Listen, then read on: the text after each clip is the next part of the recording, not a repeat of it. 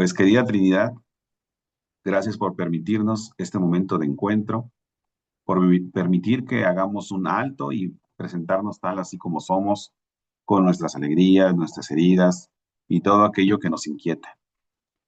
Gracias por las personas que has puesto en nuestras vidas, por quienes nos han amado, acompañado y tenido paciencia, y también por aquellas relaciones difíciles que nos han ayudado a crecer, a perdonar, a pedir perdón y que nos han ayudado mucho a aprender a amar.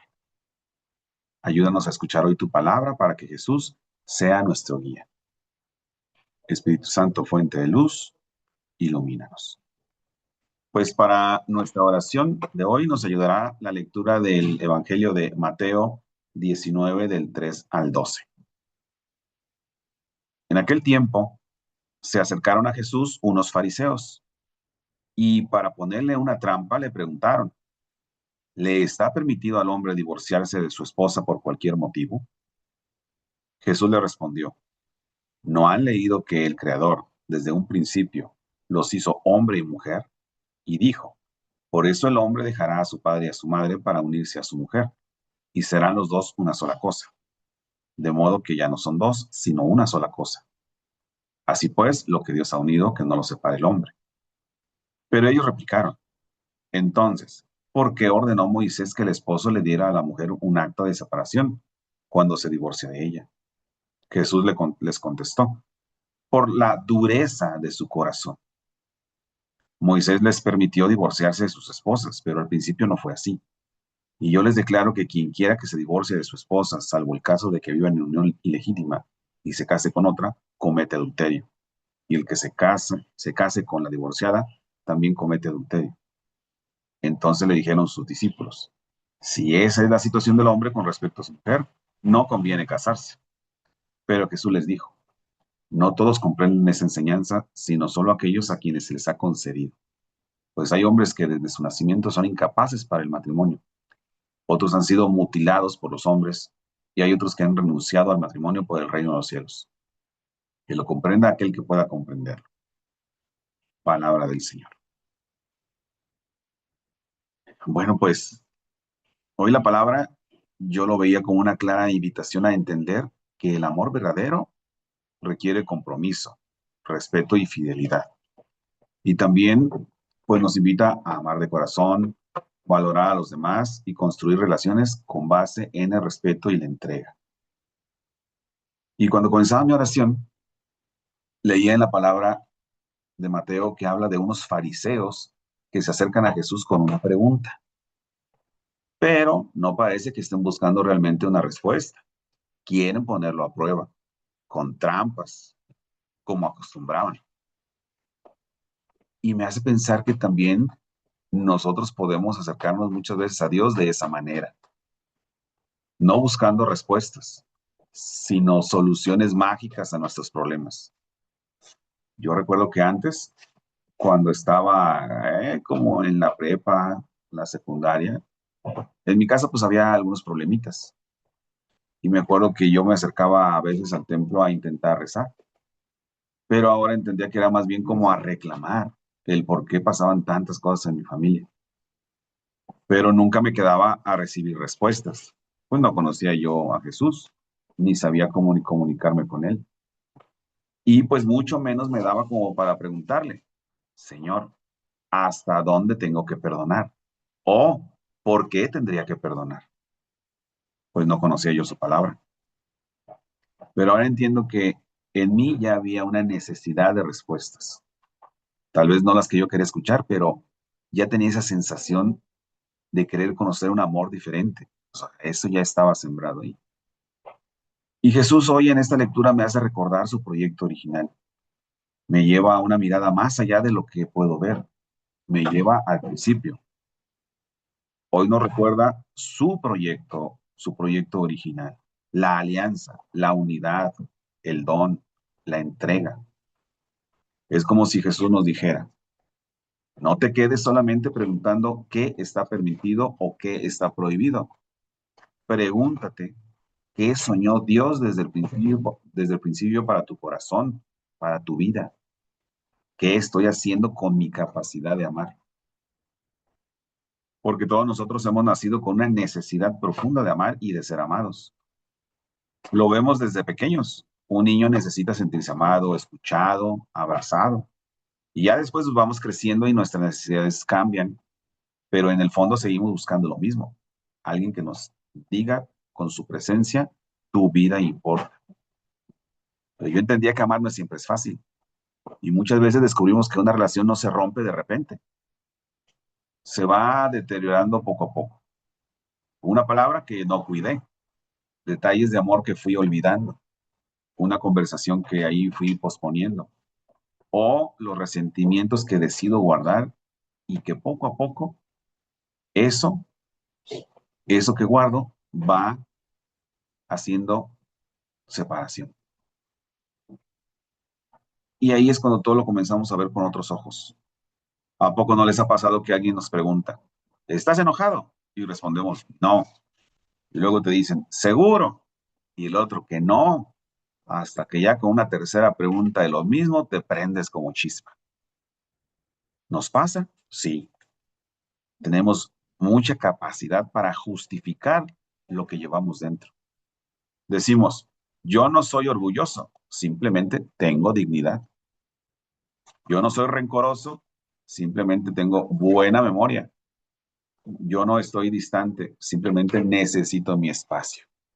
Y hoy Jesús quiere entrar justamente ahí, en ese lugar donde nosotros hemos aprendido a justificar nuestro corazón. Ahí es cuando entiendo que me habla de la dureza del corazón. Entendía que un corazón endurecido no siempre es un corazón malo. Muchas veces es un corazón herido. Un corazón que alguna vez confió y fue defraudado. Un corazón que se cansó de esperar. Un corazón que se protegió porque tuvo miedo de volver a sufrir. A mí me pasó y llegué a decir, ya no voy a confiar en nadie. ¿Por qué? ¿Por qué esto? Pues porque sufrí desilusiones. Y también he dicho, ya no voy a necesitar a nadie, conmigo solito me basta. Pero eso, pues claro que salió de mí después de sentirme solo o abandonado. Y así es como se empieza a poner el corazón de piedra. Por eso, hoy puedo preguntarle a Jesús con mucha sinceridad, Señor, ¿dónde y por qué se ha endurecido mi corazón? ¿Qué situación de mi historia sigo recordando con dolor? Ahí cada uno de nosotros sabe, cada uno de nosotros que le ponga nombre. Y aquí me hace sentido la lectura de Ezequiel, cuando dice que Dios habla a un pueblo que ha roto la alianza. Ahí no se niega lo que ha sucedido ni dice que no importa. Dios conoce la historia, conoce la infidelidad, conoce las heridas, pero hay algo que me movía el tapete. Dios no permite que el pecado tenga la última palabra. Dios dice que tendrá presente esa alianza y que inclusive hará una alianza nueva y eterna. Y yo decía, de verdad, qué bonito, qué hermoso es esto, porque Dios no necesita que yo esconda mi pasado para poder amarme. Dios conoce mi historia completita, conoce mis errores, mis decisiones equivocadas, mis infidelidades, mis heridas, mis momentos de egoísmo, y aún así me dice, quiero hacer una alianza contigo. Y eso también me hace pensar en mí como su discípulo, porque si Dios ha tenido misericordia conmigo y me ha permitido conocerle y seguirle, ¿cómo puedo aprender yo a tener misericordia con los demás y llevarlos hacia Él? Y me acordaba que, con esto me acordaba lo que decía San Juan de la Cruz, nos decía, al final de la vida seremos examinados en el amor. Y eso entendía que eso es lo que cuenta, eso es lo que importa. No el pecado, sino el amor. No el corazón duro, sino el camino que tuvimos que pasar para ablandarlo. Y por eso me hacía esta pregunta. ¿Cómo estoy amando a las personas que tengo más cerca? Porque relativamente es fácil ser amable y querer a alguien que vemos una vez por semana, una vez al mes, ahí de vez en cuando. Lo que no es sencillo es amar a quien vive conmigo y conoce mis defectos.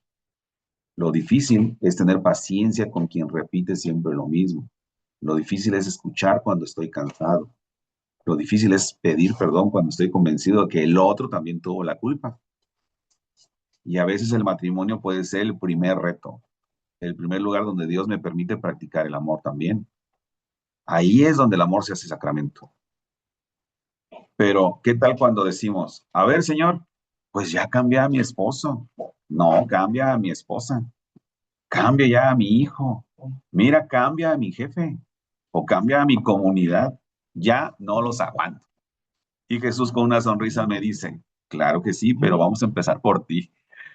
Y eso me hacía entender en la palabra que Jesús habla del matrimonio como una unión inseparable ante Dios y del divorcio como una acción de dureza en el corazón. Pero lo más importante es que nos recuerda que el centro no es solamente un estado de vida que tengamos, sino la capacidad de entregar nuestra vida por amor. Casado, soltero, consagrado, sacerdote, joven, viudo, separado, alguien que ha vivido una historia afectiva complicada. Cada uno puede preguntarle a Jesús, Señor, ¿para quién quieres que viva?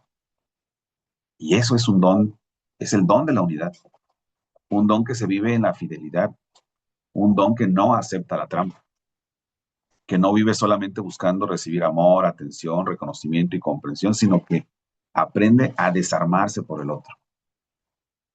Por eso hoy entendía como invitación de Jesús a reconocer mis heridas, dejarlas en sus manos para que no se conviertan en dureza. Reconocer en mí y en los demás que hay una historia de vida que nos ha llevado a ser lo que ahora somos y entenderlo. Y que cuando mi necedad me domine, pues pedirle a Mamá María que nos enseñe lo que significa una alianza de amor. Ella que recibió un mensaje sin entenderlo totalmente y aún así confió y dijo sí. Ella nos enseña que la fidelidad no significa que nunca tendremos dificultades. La fidelidad significa que las dificultades no tienen el poder de decidir quién quiero ser delante de Dios. Pues dulce madre, no te alejes, tu vista de nosotros no apartes, ven con nosotros a todas partes y solo nunca nos dejes. Ya que nos proteges tanto como verdadera madre, haz que nos bendiga el Padre, el Hijo y el Espíritu Santo. Amén.